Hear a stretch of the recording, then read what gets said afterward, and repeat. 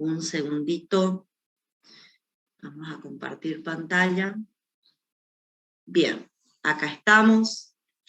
Entonces, les decía, nosotros vamos a empezar con el tema de metabolismo. Y de manera particular vamos a empezar con el metabolismo de glúcidos o hidratos de carbono.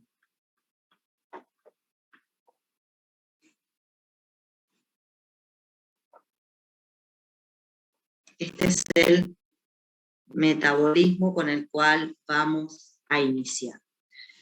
La palabra metabolismo, chicos, a ustedes le tiene que devolver ya una información. Cuando yo digo vamos a estudiar metabolismo, vamos a estudiar procesos anabólicos o anabolismo, y vamos a estudiar procesos catabólicos o catabolismo. ¿Sí? Algunas de las vías metabólicas que vamos a estudiar van a ser vías biosintéticas. Recordemos las propiedades que tienen las vías anabólicas. Son biosintéticas, tienen delta G positivo, son endergónicas,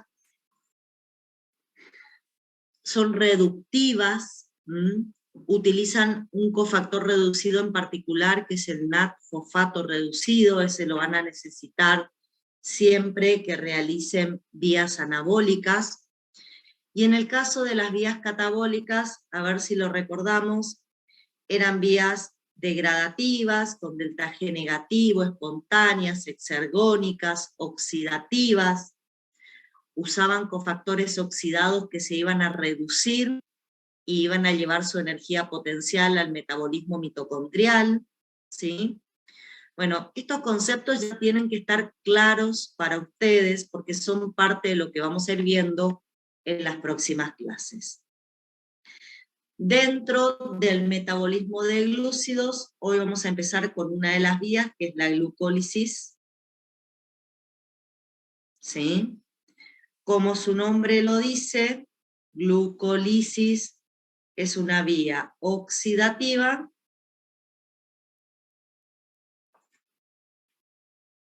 de la glucosa.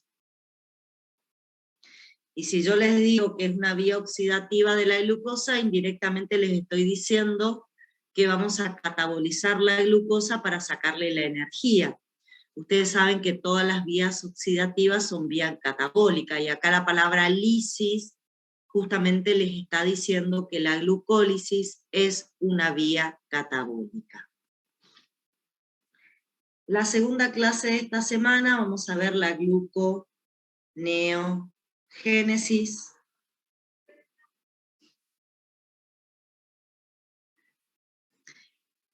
El término gluconeogénesis nos habla de la síntesis de nuevas moléculas de glucosa, ¿sí? Vamos a sintetizar por esta vía, va a ser una vía biosintética, vamos a sintetizar moléculas de glucosa, y lo vamos a hacer usando sustancias que no son hidratos de carbono. La gluconeogénesis es una vía metabólica bastante interesante, porque fíjense, nosotros dentro de nuestro propio cuerpo podemos fabricar glucosa para alimentar determinados tejidos en determinadas circunstancias. Cada una de estas vías que yo voy a ir nombrando, chicos, van a ser vías metabólicas que van a ocurrir en determinados tejidos, van a ocurrir en determinadas situaciones metabólicas, y esas son las particularidades que vamos a ir estudiando a medida que veamos estas vías metabólicas. Lo otro que vamos a estudiar dentro del metabolismo de glúcidos es la glucogenogénesis y la glucogenolisis. Como su nombre los dice, son vías metabólicas que involucran a la molécula de glucógeno. Recuerden, chicos, que la molécula de glucógeno es un polisacárido que es reserva de glucosa en nuestro organismo.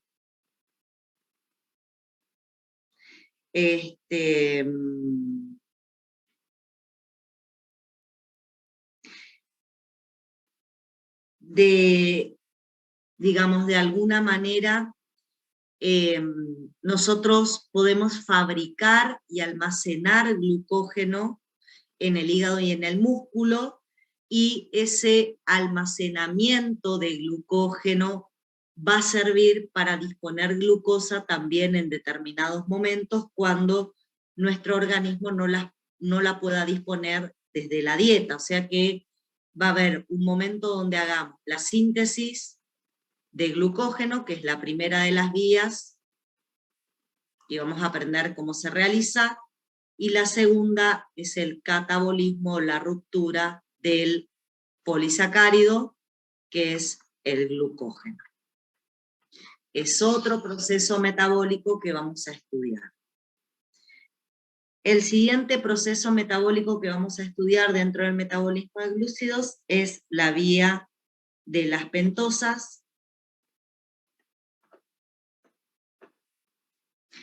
Esta vía de las pentosas tiene una particularidad, chicos. Es una vía que va a involucrar hidratos de carbono de 5 carbonos, pero básicamente es una vía oxidativa con formación de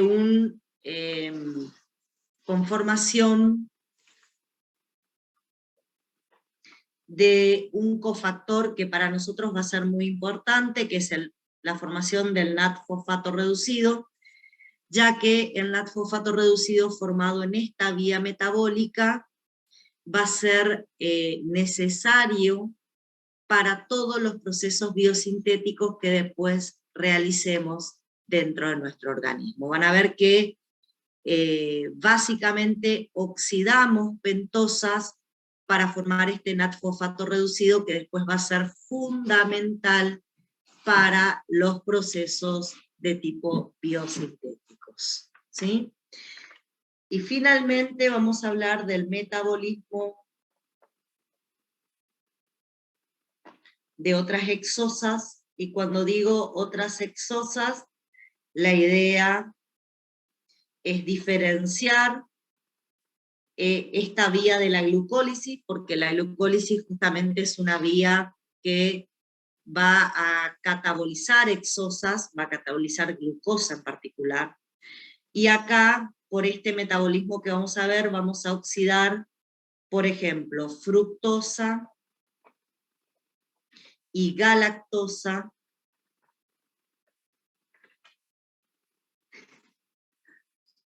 que también son exosas que nosotros podemos ingresar a través de la dieta, ¿sí? También ingresan a través de la dieta en mucha menos cantidad que glucosa, y también pueden ser un sustrato energético para nosotros, ¿sí? Pero bueno, ahí tienen un poco un resumen de todas las vías metabólicas que vamos a ver y que involucran a los hidratos de carbono, ¿sí? Hoy, como bien les dije, vamos a empezar por la primera de las vías, vamos a empezar por la glucólisis, ¿sí? Así que ahora voy a compartir con ustedes otra pantallita, donde exclusivamente voy a empezar a describir el proceso de la glucólisis. Esto era una especie de presentación. Ahora sí, cada clase hablamos de una vía metabólica en particular, ¿sí? Bueno, vamos a otra pantallita.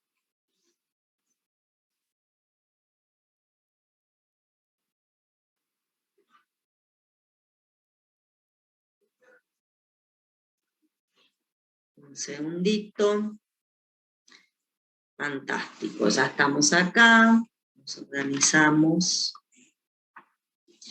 Como les dije, vamos a empezar a hablar de la glucólisis. Primero, chicos, antes de desarrollar la vía metabólica propiamente dicha, me gustaría darles algunas características que va a tener este proceso, características que yo considero, chicos, que es importante que las recuerden. ¿Por qué? Porque les va a ayudar a entender qué importancia y qué particularidades puede llegar a tener esta vía en especial. Como dije, es una vía oxidativa. Como todas las vías oxidativas, va a ser catabólica, va a ser exergónica. Por lo tanto, nosotros vamos a poder obtener ATP a partir de la realización de esta vía, ¿sí? El sustrato principal, siempre el sustrato va a ser la glucosa, y puede ser glucosa proveniente de la sangre o del glucógeno. ¿Por qué digo esto? Porque en determinado momento, el músculo puede hacer glucólisis sacando glucosa de su glucógeno y no sacando glucosa de la sangre. Así que, dependiendo en qué situación nos encontremos, vamos a sacar glucosa de el glucógeno, y es otra manera de tener disponible glucosa para realizar la vía metabólica. Bien, ¿qué más? Es una vía metabólica citoplasmática. Quiero decir con esto que todo el proceso ocurre con enzimas citoplasmáticas, ¿sí? Otro detalle, que en la mayoría de los tejidos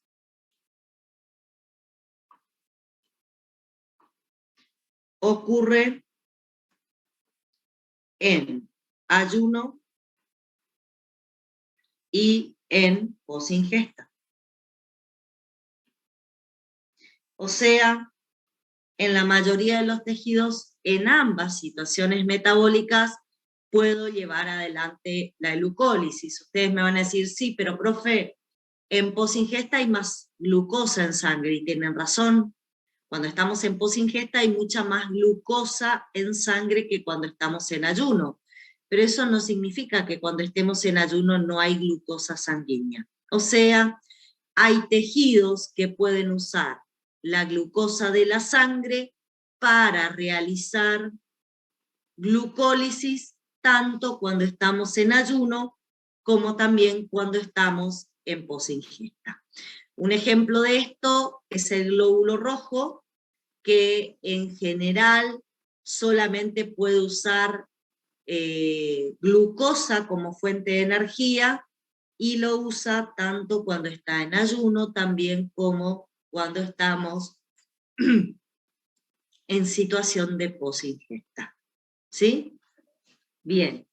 ¿Qué otra particularidad tenemos? Acá no voy a seguir con la misma opción.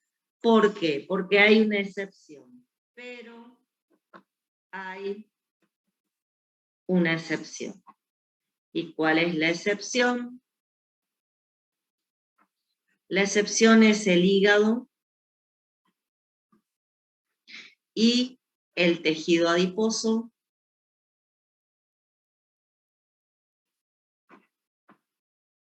que solo realiza, un segundito que tengo que acomodar algo acá, que solo realizan glucólisis en posingesta.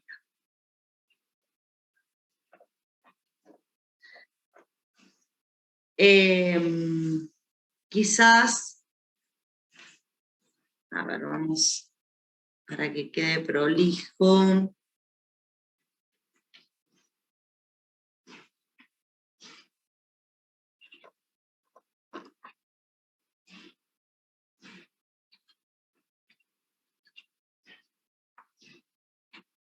Y ahora vamos a aclarar esto que acabo de decir. Fíjense, yo les dije, todos los tejidos en general pueden hacer glucólisis tanto en ayuno como posingesta, tomando glucosa de donde la tienen disponible. En cambio, el hígado y el tejido adiposo solamente van a hacer glucólisis cuando están en posingesta. Y esto tiene una explicación. ¿Cuál es la explicación? En el caso del hígado, en ayuno, utiliza las enzimas de la glucólisis para hacer gluconeo, para la gluconeogénesis. O sea, el hígado cuando se pone en ayuno usa las mismas enzimas, o por lo menos la mayoría de las enzimas que son enzimas glucolíticas, las utiliza para hacer gluconeogénesis, ¿sí? Entonces, ojo, porque el hígado solo va a hacer glucólisis en posingesta y en ayuno, usando las mismas enzimas, va a hacer gluconeogénesis. En el caso del tejido adiposo, la explicación de por qué el tejido adiposo solo realiza glucólisis en posingesta es porque es un tejido insulino dependiente. Y si ustedes lo piensan, en ayuno tiene los GLUT4, que serían los transportadores para ingresar glucosa al tejido en el citoplasma. Recuerden, chicos, el tejido adiposo y el músculo esquelético en reposo eran insulino dependientes. En ausencia de insulina, no expresaban el transportador de glucosa que necesitábamos en la membrana para poder ingresar la glucosa a los tejidos y a partir de ahí poder realizar la glucólisis, ¿sí? Ustedes me preguntarán, bueno, si el tejido adiposo, al ser insulino dependiente, decimos que no puede hacer glucólisis en ayuno porque no va a poder incorporar la glucosa, esto también sería válido para el músculo en reposo. No. ¿Y saben por qué no? Porque el músculo en reposo no necesita tomar glucosa desde afuera para hacer glucólisis. El músculo en ayuno degrada su glucógeno almacenado y de ahí extrae la glucosa necesaria para la glucólisis. ¿Sí? Entonces, si en ayuno el músculo no tiene expresado el GLUT4, no pasa nada, porque toma glucosa interna, que es la glucosa liberada de la degradación del glucógeno.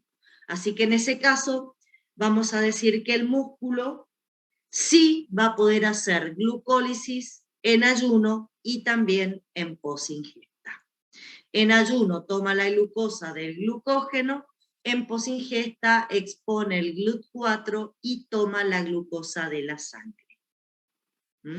Fíjense los detalles que vamos empezando a revisar. Bueno, otra particularidad es que esta glucólisis puede ocurrir en aerobiosis, ¿sí? En aerobiosis, o puede ocurrir en anaerobiosis. ¿Qué significa que ocurra en aerobiosis? Estoy en aerobiosis cuando hay suficiente oxígeno mitocondrial.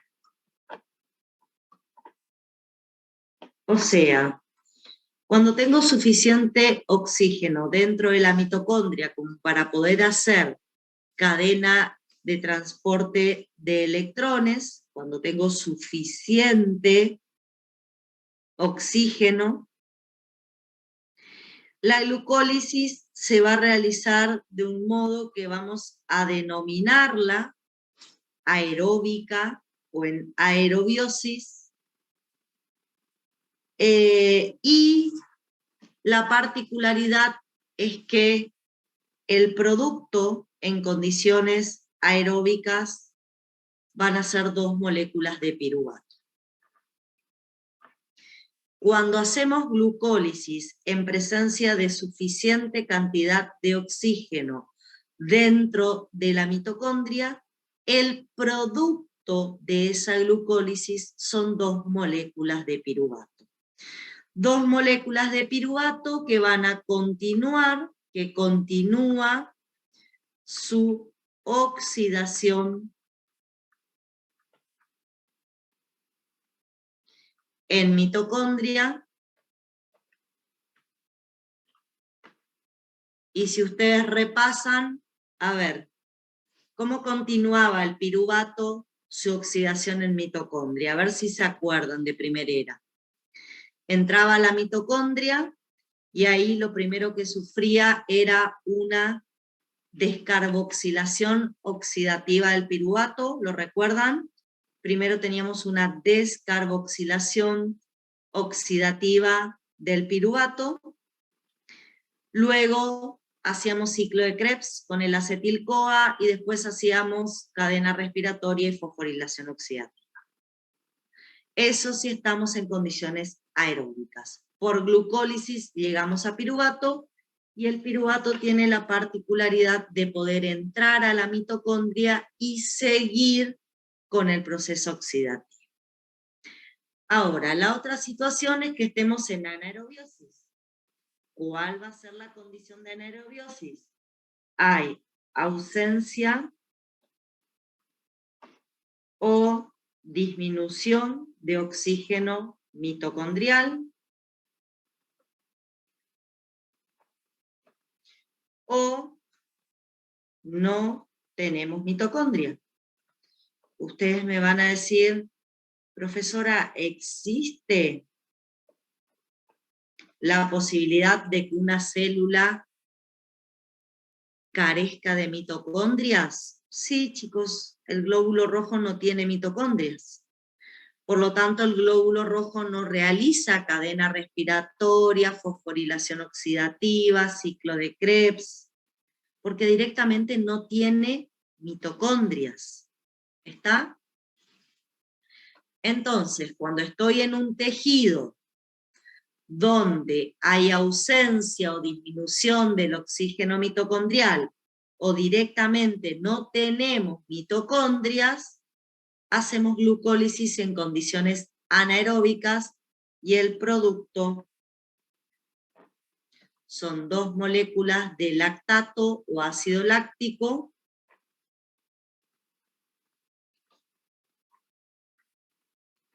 donde este ácido láctico ya no puede seguir oxidándose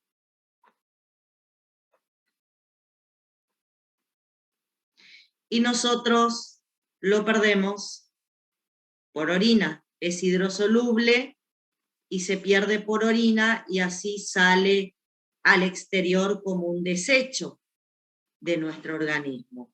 ¿Sí? Bien. Esta glucólisis anaeróbica es propia de, fundamentalmente, la vamos a hacer más que nada en glóbulo rojo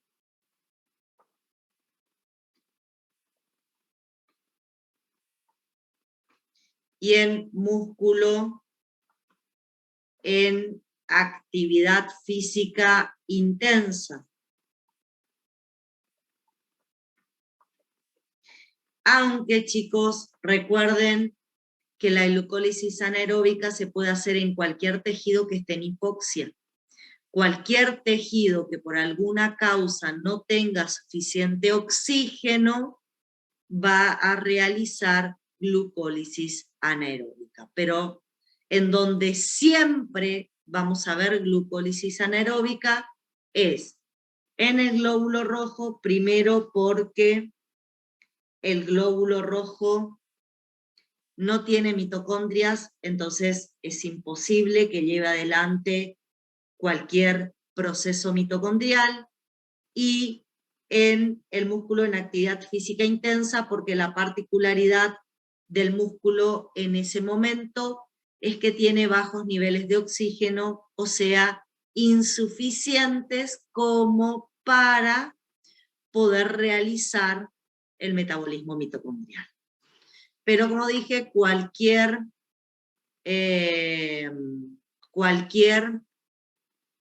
tejido que esté en condiciones de hipoxia puede hacer glucólisis anaeróbica. Acá me están preguntando a través del chat, y es interesante la pregunta, si el lactato no puede seguir el ciclo de Cori. Ya vamos a hablar más adelante, pero les cuento. El lactato puede alimentar algunas vías metabólicas como la gluconeogénesis, ¿sí? Tienen razón, pero les cuento, la gluconeogénesis solamente la hacemos cuando estamos en un ayuno prolongado, y la mayoría de nosotros no hace ayunos prolongados. En general, chicos, no hacemos ayunos de más de 12 horas. Por lo tanto, en general, el destino al lactato es que se pierda por orina. Porque la mayor parte de las veces no lo destinamos para procesos metabólicos. Solamente tiene un destino en procesos metabólicos cuando realizamos un ayuno de más de 12 horas. Ahí sí lo voy a destinar al ciclo de Cori, como me acaban de consultar. Para los que no saben qué es el ciclo de Cori, quédense tranquilos, lo vamos a hablar más adelante, pero por ahora, la mayor parte del tiempo, el lactato se pierde por orina. ¿Sí? No sé si respondí al que me hizo la pregunta a través del chat. Airaldi, te respondí. ¿Entendiste lo que te estoy contestando? ¿Sí? Dale, perfecto. Perfecto. Bueno. Una cosita más que tenemos que tener en cuenta antes de empezar a hacer la vía metabólica. Lo que tenemos que tener en cuenta es que esta vía tiene 2 etapas. Tiene una etapa, la primera, que es la etapa de las exosas, y se llama etapa de las exosas porque todos los intermediarios que participan de esa etapa son moléculas de 6 carbonos, por eso se llama etapa de las exosas. Es una etapa preparatoria.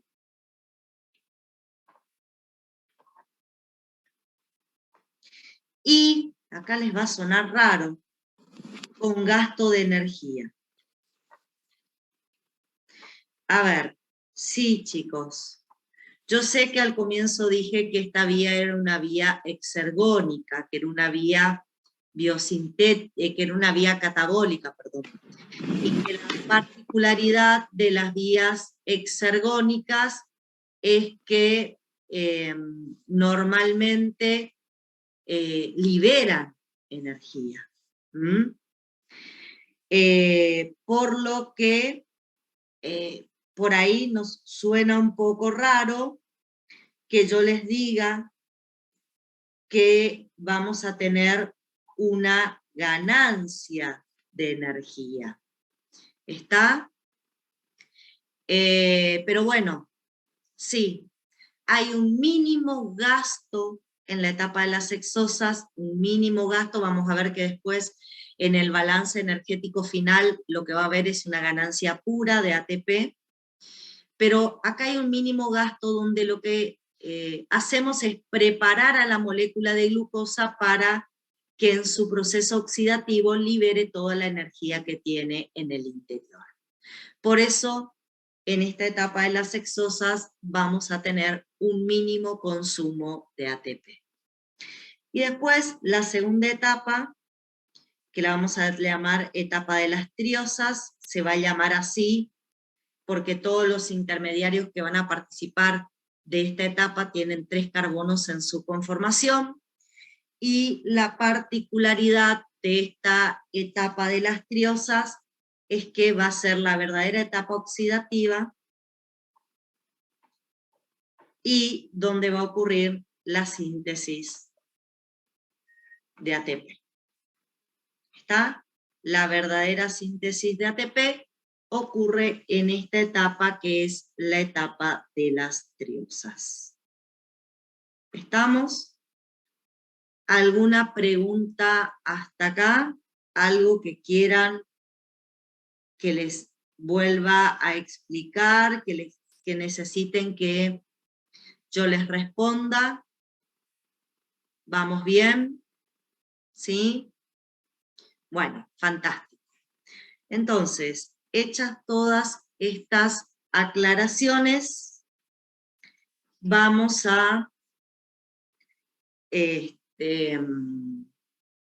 hablar de la vía propiamente dicha, así que voy a dejar de compartir esta pantalla y voy a compartir con ustedes una nueva pantalla donde ahora sí vamos a dibujar toda la vía metabólica para ir viendo cómo la realizamos. ¿Sí? Bueno.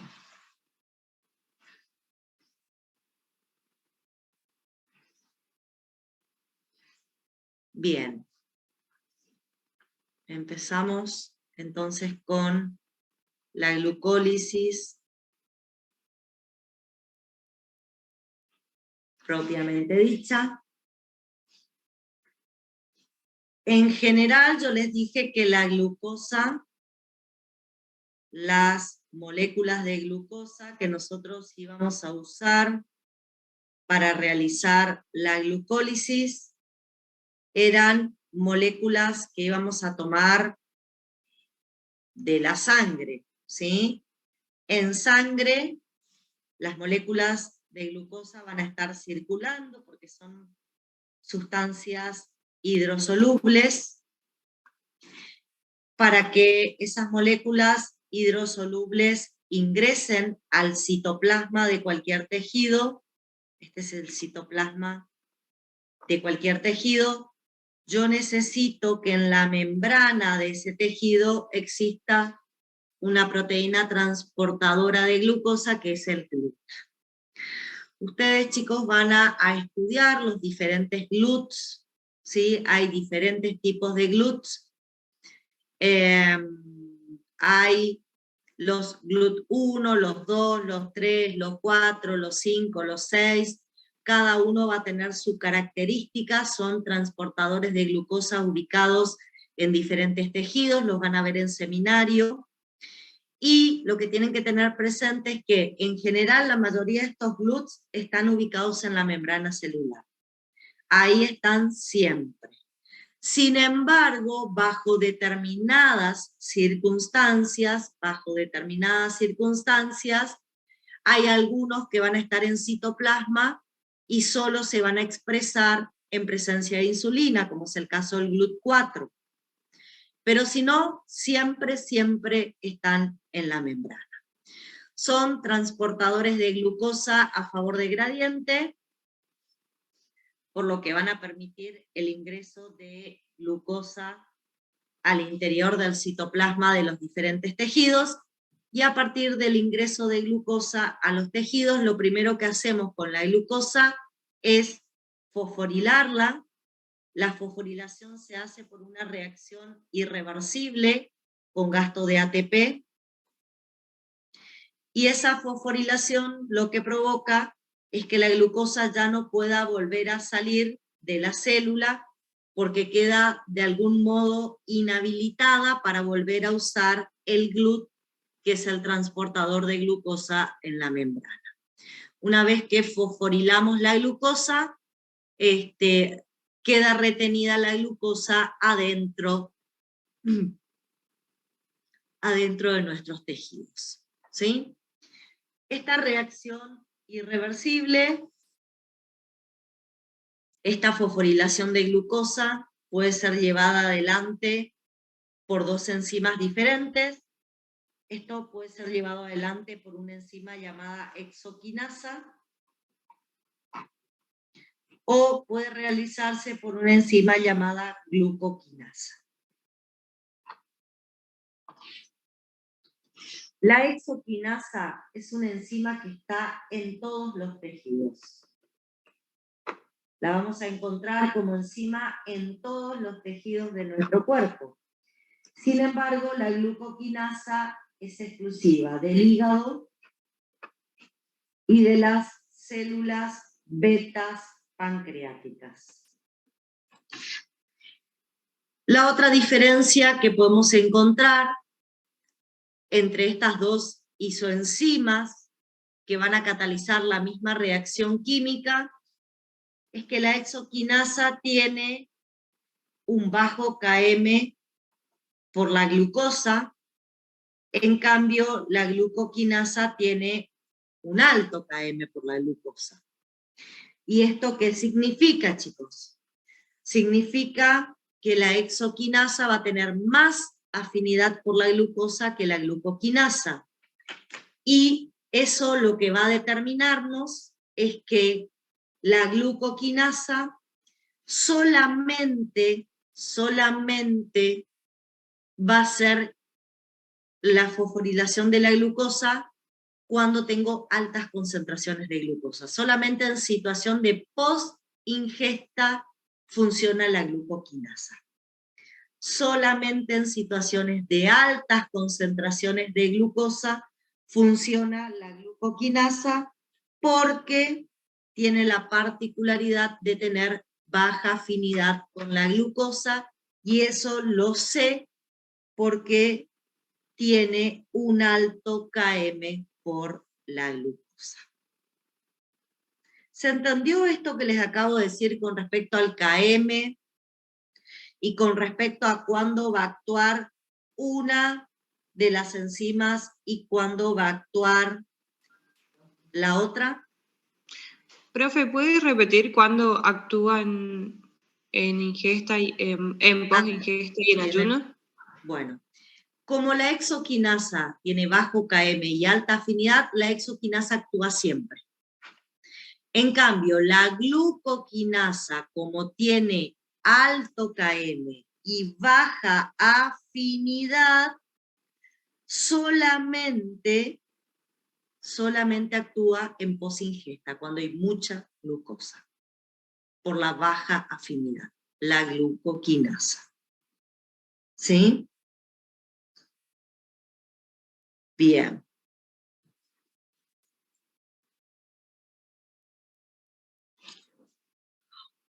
Seguimos. Una vez que tenemos la glucosa 6-fosfato por una reacción reversible, catalizada por una enzima de tipo isomerasa, se va a transformar en un isómero que es la fructosa 6-fosfato.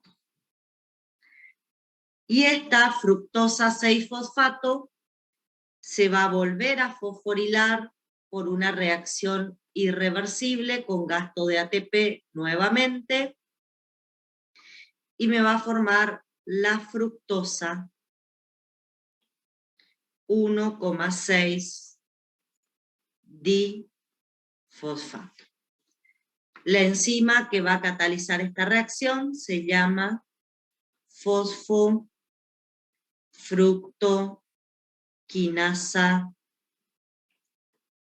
1, y normalmente la abreviamos con la sigla FFK1.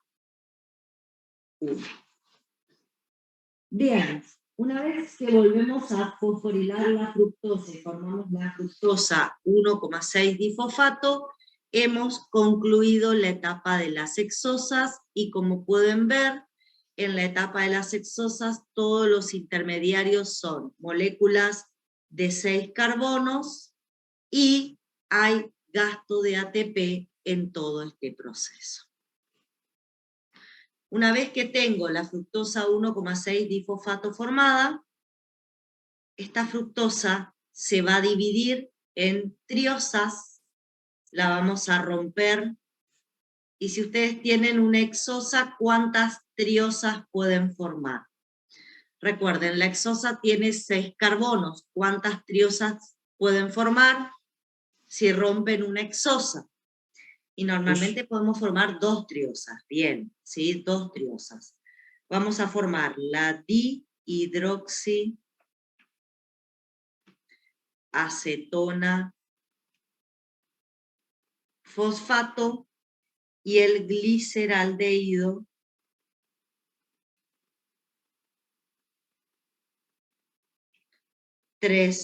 fosfato. ¿Sí? Estas son las 2 triosas que se pueden formar cuando con acción de una enzima que es la enzima aldolasa, nosotros degradamos la fructosa 1,6-difosfato en esas 2 triosas.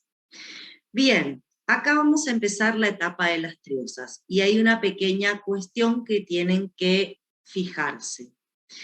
Para poder continuar con la etapa de las triosas, tengo que saber que la única triosa que continúa con la etapa es el gliceraldehído 3-fosfato, o sea, la dihidroxiacetona como tal no puede participar de la etapa de las triosas. Pero bien, chicos, yo no puedo desperdiciar ninguna parte de mi glucosa que acabo de incluir en este proceso oxidativo, porque estaría desperdiciando energía. Entonces, como la dihidroxiacetona fosfato no me sirve para la etapa de las triosas, lo que voy a hacer es lo siguiente. A la dihidroxiacetona fosfato, por acción de una isomerasa, la voy a transformar también en gliceraldehído 3-fosfato, y ahora voy a tener 2 moléculas de gliceraldehído 3-fosfato. A ver, ¿me pueden contar por qué digo que voy a tener 2 moléculas de gliceraldehído 3-fosfato? ¿A qué se debe eso? A ver si alguien lo puede visualizar. ¿Por qué tengo 2? Una era el gliceraldehído 3-fosfato original que se había formado cuando actuó la aldolasa, y la segunda molécula es la dihidroxiacetona fosfato, que también la transformé en gliceraldehído 3-fosfato para que pueda participar de la etapa de las triosas. Una vez que tengo las 2 moléculas de gliceraldehído 3-fosfato, lo que voy a hacer es una fosforilación oxidativa. Las 2 moléculas de gliceraldehído 3-fosfato las voy a fosforilar a 1,3 difosfoglicerato. Y como es una fosforilación oxidativa y el gliceraldehído se va a oxidar, algo se va a tener que reducir. Y lo que vamos a reducir acá son 2 moléculas de NAT oxidado, que van a pasar a ser 2 moléculas de NAT reducido. ¿Por qué utilizo 2 fosfatos y 2 cofactores?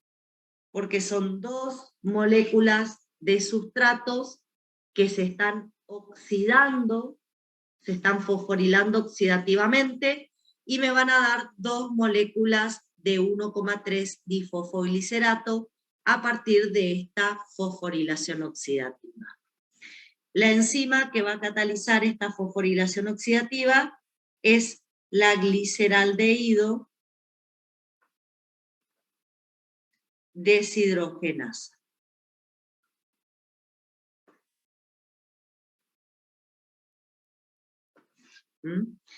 Gliceraldehído deshidrogenasa.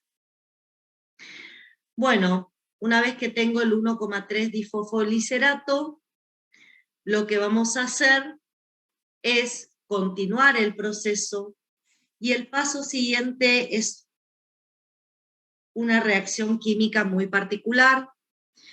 El paso siguiente es una fosforilación a nivel de sustrato. A ver, nosotros ya vimos fosforilaciones a nivel de sustrato y la vimos en el ciclo de Krebs.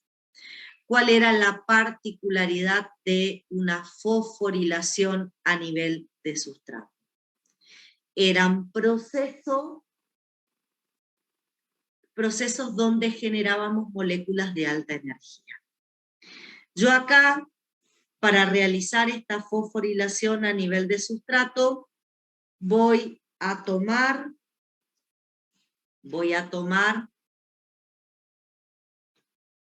2 ADPs,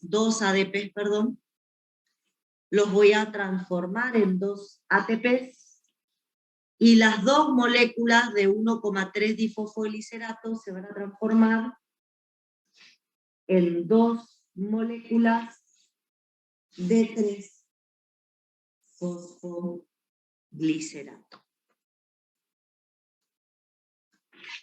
¿Sí? Fíjense, hago una fosforilación a nivel de sustrato, sintetizo moléculas de alta energía.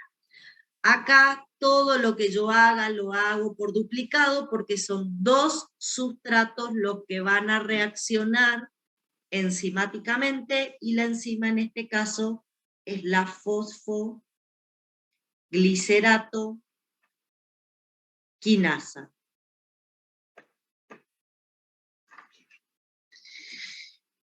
Bien, el paso siguiente, el 3-fosfoglicerato por acción de una mutasa,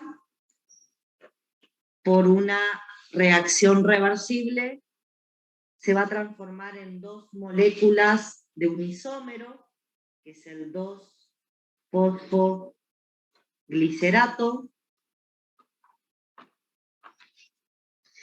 Y este 2-fosfoglicerato, fíjense que acá cambió la posición del grupo fosfato, del carbono 3 al carbono 2, por una mutasa. Y este 2-fosfoglicerato va a sufrir una reacción de hidratación, va a incorporar 2 moléculas de agua, y se va a transformar en 2 moléculas de fosfoenol piruvato. A ver, un segundo, chicos, me queda un poco encimado todo esto acá, lo voy a poner más abajo. ¿Sí? Un segundo. Ya vuelvo al fosfoenol piruvato, porque después necesito espacio y no me va a permitir. Un segundo. Vamos a hacer así.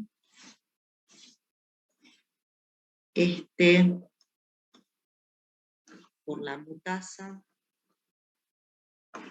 se transforma en el 2-fosfoglicerato.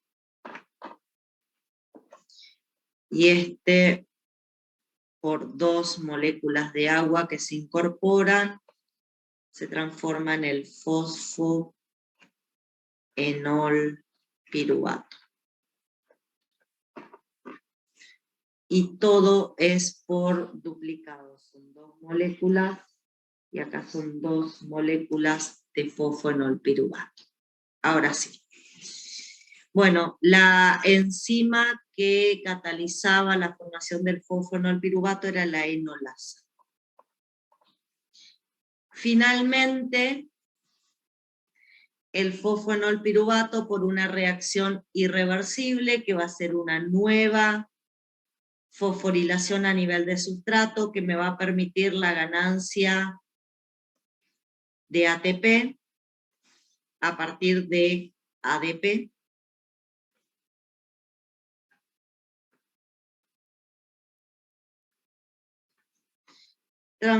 Se transforma en moléculas de piruvato, en 2 moléculas de piruvato. Y esto es catalizado por una enzima que es la piruvato quinasa. ¿Sí? La piruvato quinasa. Bueno, cuando llegamos a este punto, chicos, el destino y el tipo de glucólisis que vamos a realizar va a depender de cuánto oxígeno hay a nivel mitocondrial. Si yo estoy con suficiente cantidad de oxígeno mitocondrial, estoy en condiciones aeróbicas,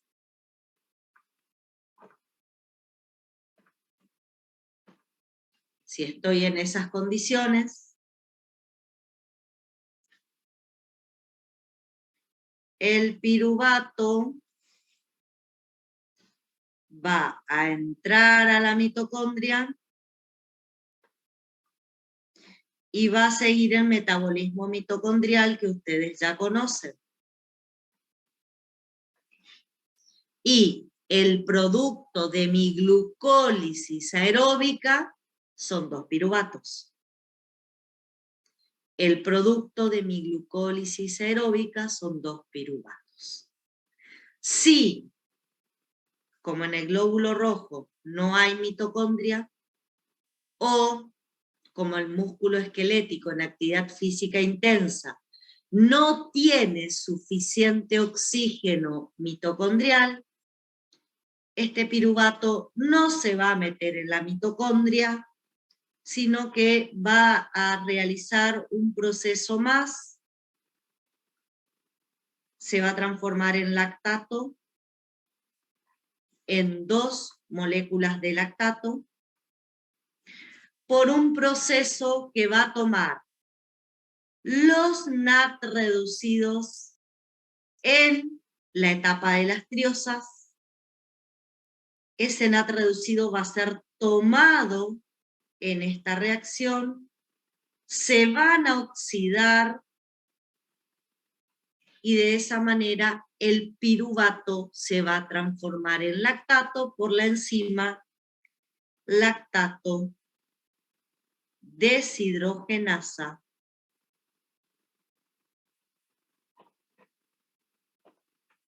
conocida por la sigla LDH.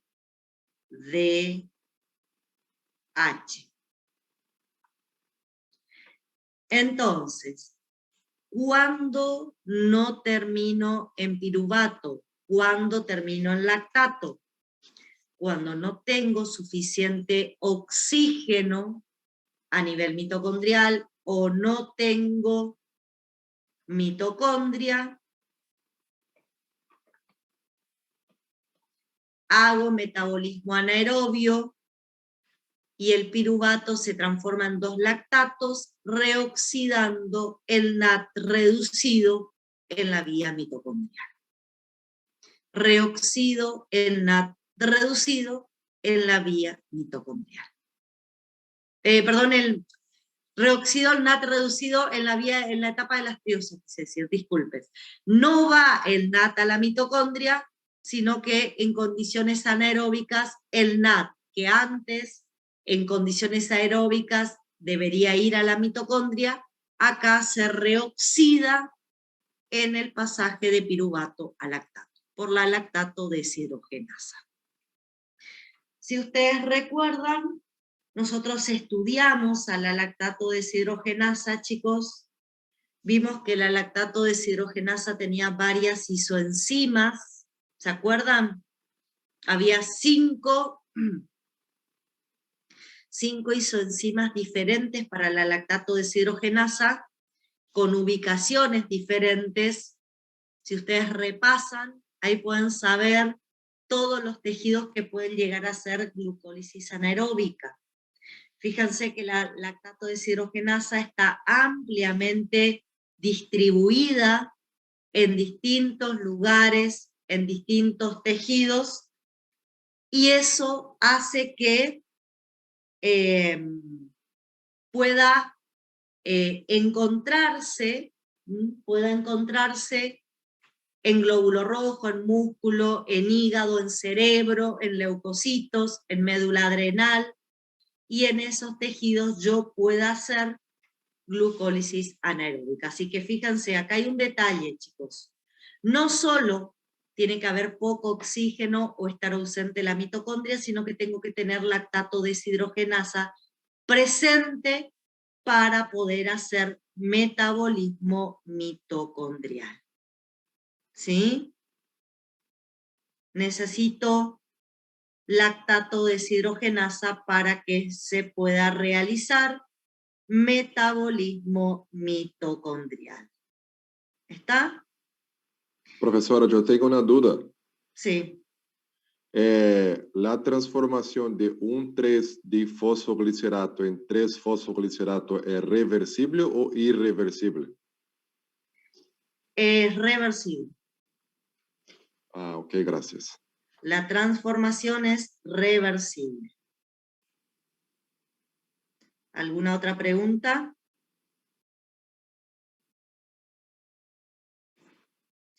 Bueno, las únicas reacciones irreversibles son donde yo escribí las enzimas en color rojo. ¿Por qué? Porque todas las reacciones irreversibles tienen enzimas regulables. Todas las reacciones irreversibles tienen enzimas que se van a regular. ¿Sí? Por eso, fíjense que acá ya tienen una imagen de cuáles son las enzimas que tenemos que acordarnos. Cuáles son las enzimas que sí o sí seguro se nos va a preguntar. Bueno, primero, no les voy a pedir que recuerden de memoria todo el proceso metabólico. Lo que quiero que recuerden sí es cuál va a ser siempre el sustrato de esta vía metabólica, que es la glucosa, cuál va a ser el producto, dependiendo mi situación, en condiciones aeróbicas, cuál es el producto, 2 piruvatos, y qué hacemos con esos 2 piruvatos normalmente, y cuál es el producto en condiciones anaeróbicas, 2 lactatos, y cuál es el destino de los 2 lactatos normalmente. Hasta ahora les pido eso. ¿Qué más tienen que recordar de todo lo que les puse acá? Que cuando forman el lactato, reoxidan el cofactor reducido que se había formado en la fosforilación oxidativa del gliceraldehído al 1,3 difosfoglicerato. ¿Qué otra cosa tienen que recordar? Las enzimas que se regulan. ¿Cuáles son las enzimas que se regulan? La hexoquinasa, la glucoquinasa, la fosfofructoquinasa 1 y la piruvatoquinasa. Lo que vamos a ver ahora es cómo se regulan esas enzimas. ¿Está? Vamos a empezar por la enzima hexoquinasa. La enzima hexoquinasa es una enzima alostérica. Como enzima alostérica va a tener moduladores que la van a regular. El modulador negativo de esta enzima,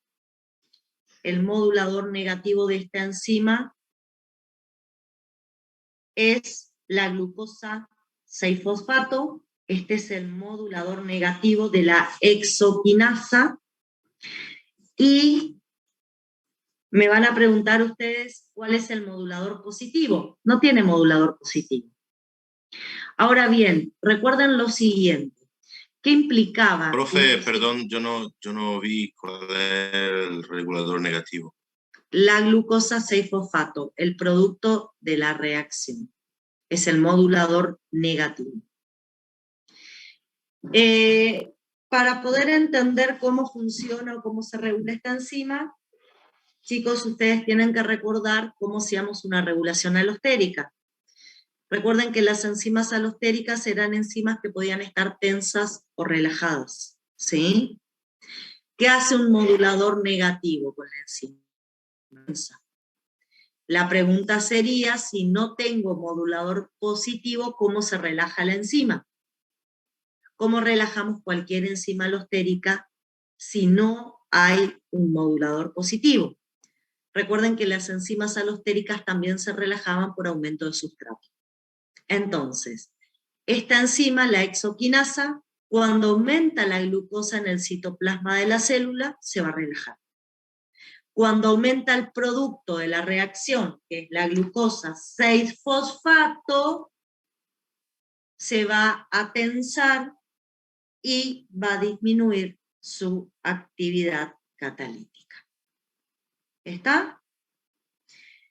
Bueno, por su parte,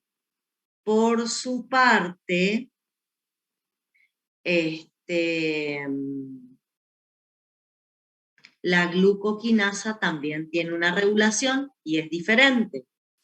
La glucoquinasa sufre inducción genética por insulina y sufre represión genética por glucagón. A ver, Damián y Pinto, no sé cuándo me decís, ¿puedes repetir esa última parte? No sé a qué estás haciendo referencia. ¿A qué pasa con la exoquinasa? ¿A eso estás haciendo referencia? Yo dije, con respecto a la exoquinasa, que cuando aumenta la glucosa, que es el sustrato de la reacción, la enzima se relaja. Cuando aumenta el producto, que es modulador negativo, la enzima se tensa y deja de tener actividad catalítica. Bueno, ahora vayamos a la regulación de la glucoquinasa. ¿Cómo era la regulación genética? A través de la regulación genética lo que nosotros regulábamos era la síntesis de la enzima.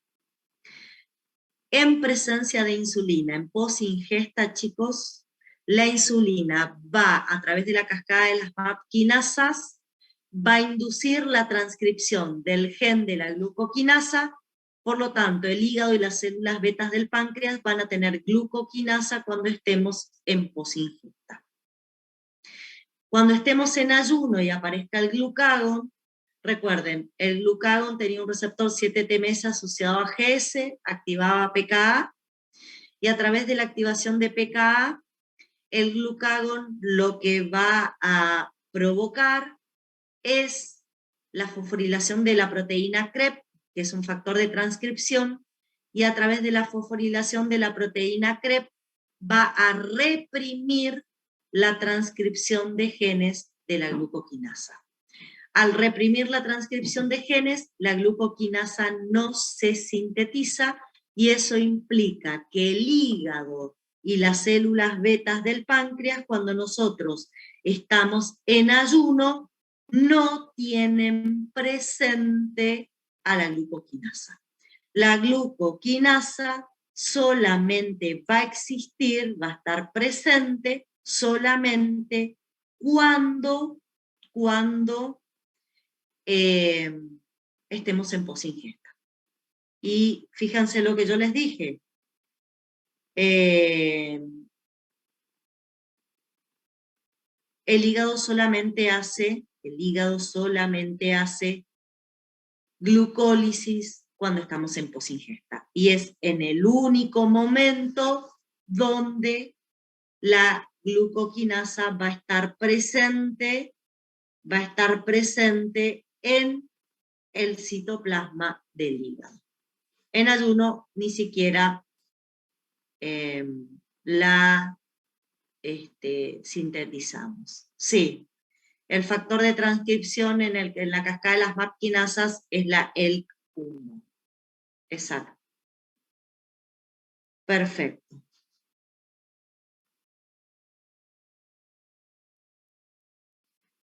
Bueno. Sigamos. La otra enzima regulable es la fosfofructoquinasa 1 y es la enzima marcapasos. ¿Por qué es la enzima marcapasos? Ya lo vamos a ver. Esta es una enzima también alostérica. por lo tanto también va a tener moduladores. Y va a tener como moduladores positivos al AMP, al ADP, que son bajos niveles de energía. Esta enzima se va a activar frente a bajos niveles de energía, y en el hígado en particular aparece un modulador alostérico positivo extra, que es la fructosa 2,6 difosfato. En el hígado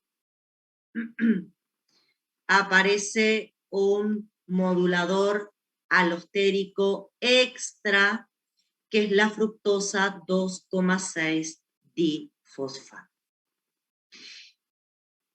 ¿Qué quiero decir con eso? Que todos los otros tejidos de mi cuerpo solamente tienen como modulador positivo a la AMP y al ADP, pero en el hígado, además de la AMP y el ADP, aparece esa fructosa. Y los moduladores negativos de la enzima van a ser el ATP y el citrato. El ATP nos va a marcar altos niveles de energía. Ahora, la pregunta que les hago yo es, ¿cuándo aumenta el citrato citoplasmático? ¿Cuándo aparece citrato en citoplasma? Donde normalmente el citrato lo tenemos en mitocondria. Y quiero que piensen lo siguiente.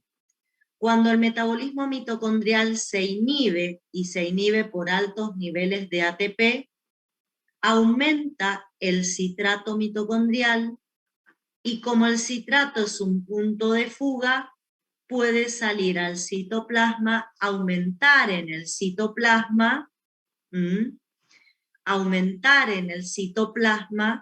y de esa manera inactivar la fosfofructoquinasa.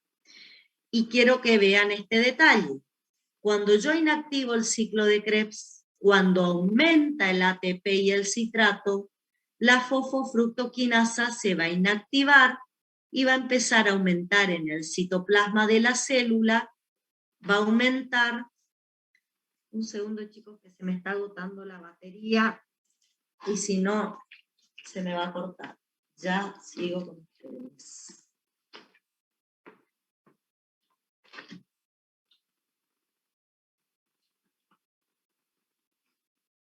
A ver, repito lo que estaba diciendo.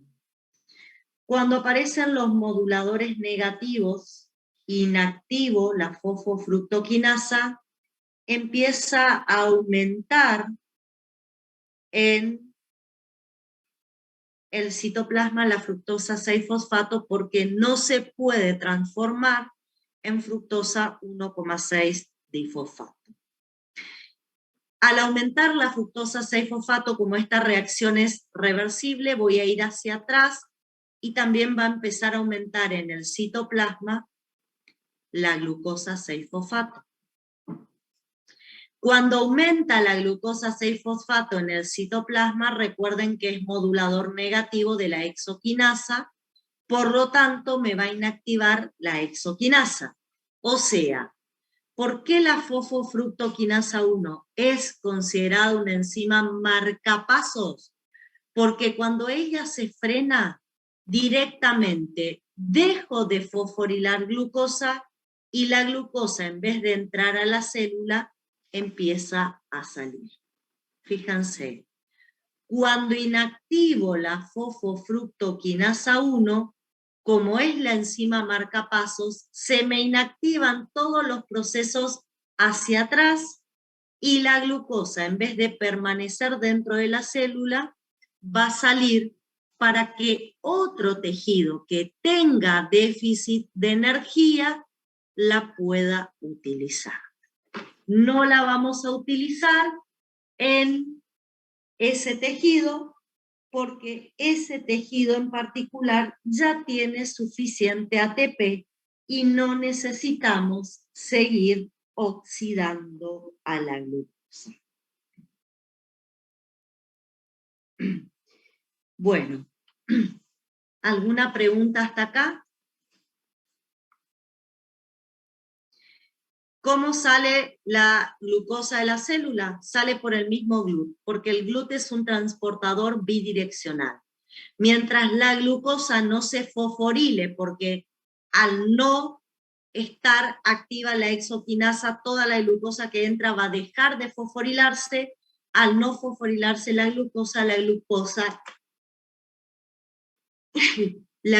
vuelve a salir y sale por el mismo GLUT que tenemos ahí, el 1, el 2, el 3, el 4, por el que sea, porque es un transportador bidireccional de glucosa. Bueno, vayamos a la última enzima que se regula. La última enzima que se regula también es una enzima alostérica y tiene como modulador positivo a la fructosa 1,6 difosfato. O sea, esta fructosa que está acá es el modulador positivo de la piruvato quinasa. Y fíjense este detalle. ¿Cuándo yo formo fructosa 1,6 difosfato? Cuando la enzima marcapasos está activa. Si la enzima marcapasos está activa y formo fructosa 1,6 difosfato, directamente la fructosa 1,6 difosfato me activa la piruvato quinasa y yo hago todo el resto de la glucólisis hasta el final. ¿Cuáles van a ser los moduladores negativos? Van a ser el ATP, el citrato, el acetil-CoA, la alanina y los ácidos grasos de cadena larga. Todos van a ser moduladores negativos de la piruvato quinasa.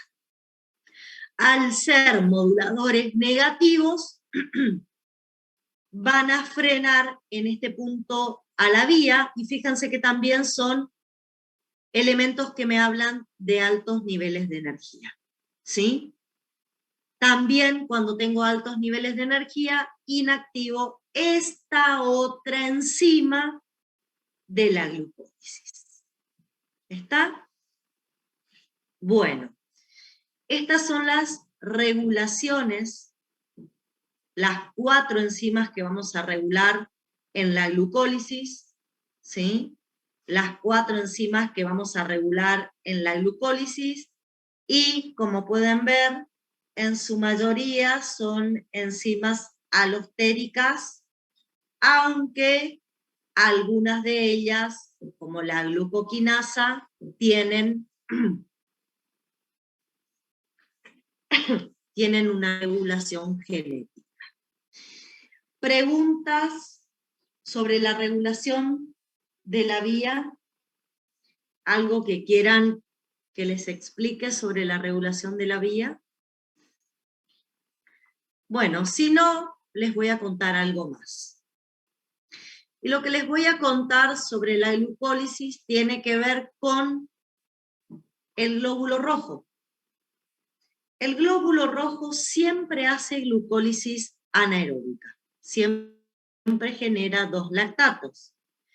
Pero en algunas circunstancias, y sobre todo cuando tenemos tejidos en hipoxia, y el glóbulo rojo está circulando por un tejido en hipoxia, el glóbulo rojo tiene la particularidad de poder desviar la glucólisis con una isomerasa y generar una sustancia que es el 2,3 bifosfoglicerato. O sea, cuando el glóbulo rojo circula por un tejido que está en hipoxia, cuando llega al 1,3 difosfoglicerato, no utiliza esta quinasa, sino que a través de una isomerasa genera 2,3 bifosfoglicerato. ¿Para qué se utiliza el 2,3 bifosfoglicerato? ¿Cuál es la función? La función es pasar la hemoglobina de su forma relajada, que es oxigenada, a la hemoglobina tensa, que está desoxigenada. Ustedes se van a preguntar qué sentido tiene que el glóbulo rojo, a través del 2,3 bifosfoglicerato, haga que se desoxigene la hemoglobina. Y piénsenlo en este contexto. Cuando el glóbulo rojo provoca esta acción en su citoplasma es porque está circulando por un tejido en hipoxia. Al obligar a la hemoglobina a desoxigenarse, lo que el glóbulo rojo está intentando hacer es liberar oxígeno para, digamos, revertir la hipoxia. Una vez que el 2,3 bifosfoglicerato provocó que la hemoglobina se tense y libere el oxígeno, por una fosfatasa,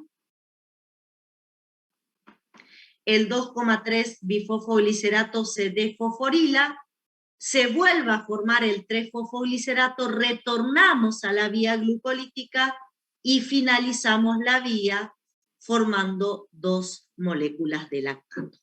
O sea, desvía la vía, forma el 2,3 bifosfoglicerato para ayudar a desoxigenar la hemoglobina y después vuelve otra vez a la vía desfosforilándose y termina la glucólisis en 2 moléculas de lactato.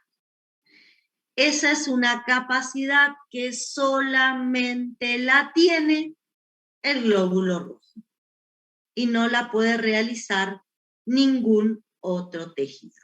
¿Está? Bueno.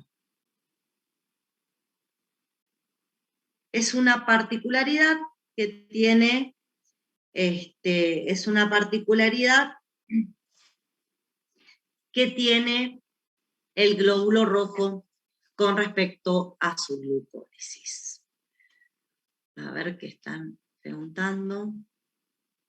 Claro, la reacción es que al combinarse el 2,3 bifosfoglicerato con la hemoglobina, que es una combinación reversible, porque después recuperamos el 2,3 bifosfoglicerato, sirve para que la hemoglobina libere el oxígeno y oxigene el tejido que estaba en hipoxia.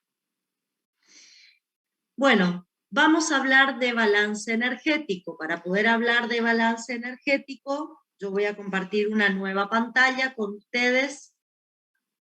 Un segundito. Vamos a hablar ahora entonces de balance energético.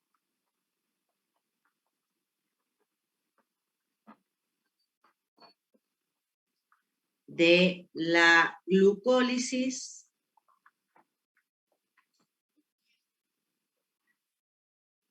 Y les quiero decir que esto lo tenemos que tener en cuenta en condiciones anaeróbicas y en condiciones aeróbicas, porque el balance va a ser diferente. Vamos a mirar nuestra vía, la que teníamos hace un ratito dibujada. Quiero que observen que cuando hice la etapa de las hexosas consumí 2 moléculas de ATP, y en la etapa de las triosas generamos 4 moléculas de ATP. El NAT reducido en condiciones anaeróbicas se volvía a oxidar, por lo tanto en condiciones anaeróbicas, ¿sí? En condiciones anaeróbicas el NAT reducido no cuenta en el mecanismo de balance energético. A ver, voy a detenerme un poquito, me preguntan cómo el 2,3-bifosfoglicerato vuelve a la vía. Por una fosfatasa se defosforila y se transforma en 3-fosfoglicerato y así vuelve a la vía, para el que me preguntó por el chat. Volviendo al balance energético, recuerden, en condiciones anaeróbicas, gasto 2 ATPs en la etapa de las exosas, gano 4 en la etapa de las triosas, y el NAT reducido se vuelve a oxidar, por lo tanto no me da ganancia de energía. Si hago el balance, tengo menos 2 ATPs en la etapa de las exosas, más 4 ATPs en la etapa de las triosas. Matemáticamente, menos 2 más 4 es una ganancia neta de 2 ATPs en condiciones anaeróbicas. ¿Qué quiero decir con esto? Que cuando el glóbulo rojo hace glucólisis anaeróbica pasando de glucosa a 2-lactato, gana 2 moléculas de ATP. Sin embargo, acá quiero que tengan una cuestión en cuenta. Si el glóbulo rojo está haciendo glucólisis anaeróbica, pero, presten atención a lo que estoy diciendo, si el glóbulo rojo está haciendo glucólisis anaeróbica en un tejido en hipoxia, estos 2 ATPs no lo ganan. Si el tejido está en hipoxia, hacemos este desvío y no ganamos 2 ATPs. Estos 2 no se ganan solamente los 2 últimos. Por lo tanto, cuando el glóbulo rojo circula en un tejido en hipoxia y hace glucólisis anaeróbica, gana 0 ATP. ¿Por qué 0? Porque gasta 2 al comienzo y gana solo los 2 últimos ATPs. Al hacer este desvío, no se ganan los 2 ATPs que generaban la fosfoglicerato quinasa. Si no hace el desvío el glóbulo rojo, por glucólisis anaeróbica gana 2 ATPs. Bueno, vamos a condiciones aeróbicas. ¿Qué pasa en condiciones aeróbicas? En condiciones aeróbicas también tengo la pérdida de 2 ATPs en la etapa de las exosas y la ganancia de 4 ATPs en la etapa de las triosas. Pero en condiciones aeróbicas también gano 2 NAT reducidos que tienen energía potencial como cualquier proceso oxidativo. Esos 2 NAT reducidos se van a tener que ir al metabolismo mitocondrial para poder darme energía. La pregunta que yo les hago es, ¿cómo hacemos para que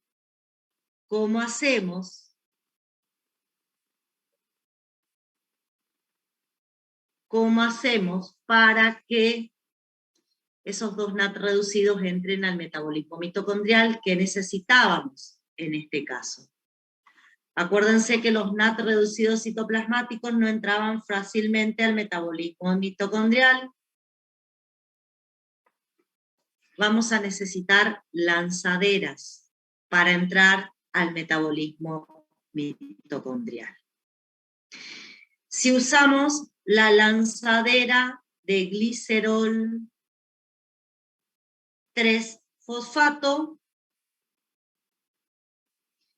los 2 NAT citoplasmáticos aparecen adentro de la mitocondria como 2 FAT mitocondriales y nos da una ganancia de 3 ATPs.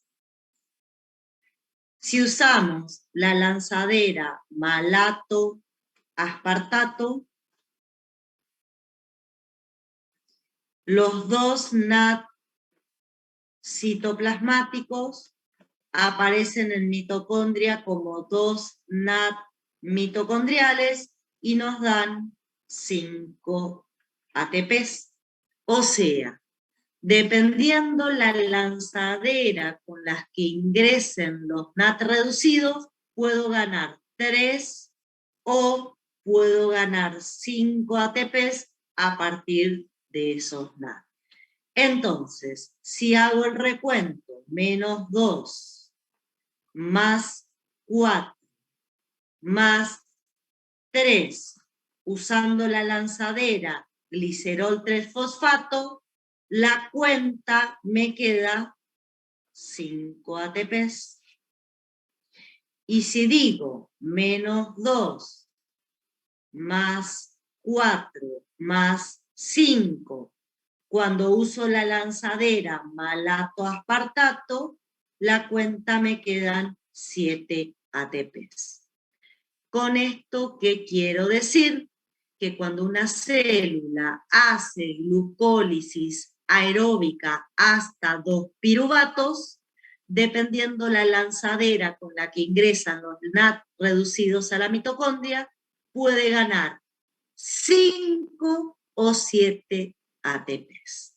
Esa es la ganancia en condiciones aeróbicas y es la ganancia teniendo en cuenta la lanzadera que acaba de ingresar a los NAT reducidos citoplasmáticos. ¿Alguna pregunta sobre el balance? La ganancia es 5 o 7 dependiendo las lanzaderas. Acuérdense, chicos, cuando se le pregunta balance, yo no quiero el valor final, quiero que me expliquen de dónde sale cada número y cómo hacen la cuenta, en este caso para llegar a 5, o cómo hacen la cuenta para llegar a 7. Bueno, pero ¿qué ocurre normalmente cuando estamos en condiciones aeróbicas, chicos? Y normalmente cuando estamos en condiciones aeróbicas, el piruvato puede continuar oxidándose, ¿se acuerdan? A ver si vemos esta otra pantallita. Fíjense, el piruvato, hasta acá yo gano 5 o 7 ATPs hasta el piruvato, pero el piruvato sigue su metabolismo mitocondrial. Entonces, lo que podríamos pensar o tratar de calcular es cuánto ganamos por la oxidación final hasta dióxido de carbono y agua, ¿sí? ¿Cuánto ganamos una vez que el piruvato entra a la mitocondria y hacemos todo el metabolismo mitocondrial?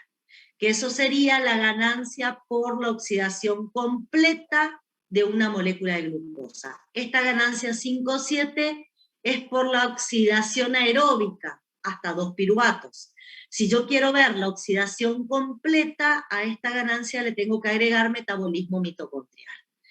A ver, voy a responder primero el chat. El chat me dice, ¿la lanzadera que va a usarse es aleatoria o hay medios para seleccionar? No, chicos, es aleatoria. Por lo tanto, siempre que hacemos el balance energético tenemos que tener prevista cualquiera de las dos lanzaderas. Les decía, acá agrego a esta ganancia el metabolismo mitocondrial, agrego la descarboxilación oxidativa de 2 piruvatos, porque eran 2 piruvatos los que iban a ingresar a la mitocondria.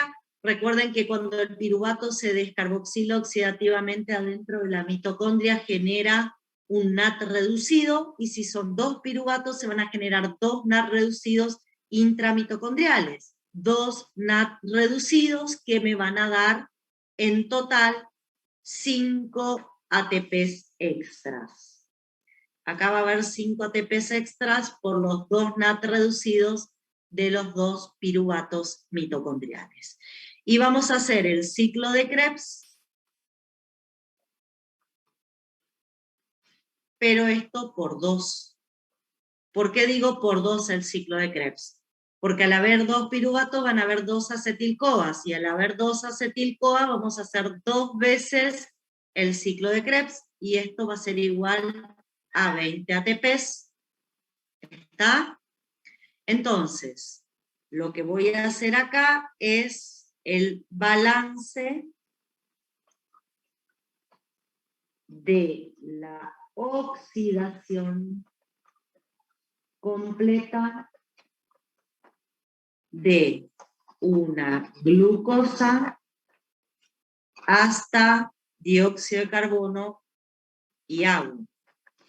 Y fíjense, 20 más 5 es 25, más 7 es 32, o 20 más 5 es 25, más 5 es 30. Esta es la ganancia de energía por la oxidación completa. Y esto es la ganancia por glucólisis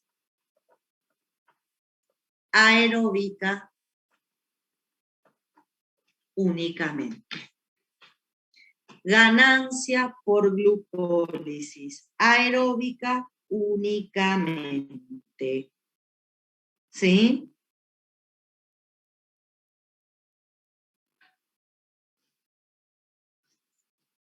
Bien. ¿Preguntas sobre este balance energético, chicos? Depende de lo que se les pide, es la ganancia. Si yo pido solo glucólisis aeróbica, es 5,7. Si pido la oxidación completa, es 30,32. Ahora, cuando me dan el número, ustedes tienen que saber de dónde sale ese número. Paso por paso, como les acabo de explicar. ¿Está?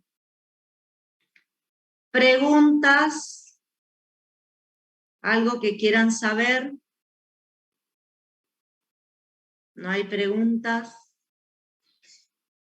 Bueno, chicos, balance energético tienen que saber, regulación de enzimas tienen que saber. No hace falta que estudien toda la vía con sus intermediarios, pero tienen que saber sustratos, productos, balance energético y regulación de la vía. Más las primeras particularidades que les describí cuando expliqué cuáles eran las características de esta vía metabólica. ¿Está? Esta semana sí hay 2 teóricos, solamente que mañana es asueto y vamos a recuperar vía Zoom los teóricos presenciales y vía Zoom también los teóricos virtuales. Yo voy a poner fecha y horario de cómo recuperamos los teóricos de mañana, pero sí hay 2 teóricos esta semana. Lo mismo nos va a pasar la semana que viene. Les cuento, yo iba a hacer el teórico presencial, lo iba a hacer presencial el sábado, pero ustedes el sábado tienen era de fisio, así que por eso recupero los presenciales de manera virtual, para no entorpecer la era de fisio del día sábado. ¿Está? Bien, ¿preguntas? ¿Alguien quiere hacer alguna pregunta sobre todo lo que charlamos hoy? Profesora, ¿qué dice que tenemos que saber el sustrato, productos, balance energético? Y las enzimas regulables y cómo se regulan. De nada. ¿Alguna otra pregunta, chicos? ¿No? Bueno, chicos, gracias por estar ahí. Si no tienen alguna otra pregunta, vamos a dar por finalizado el teórico. Así que nos encontramos en el segundo teórico de esta semana, que ya les voy a informar bien. En el caso de que les toque mañana el segundo teórico, les voy a informar bien en qué momento lo van a tener. ¿Está? Nos vemos. Chau, chau. Estén atentos al foro de avisos más. Hasta luego. Chao, profe.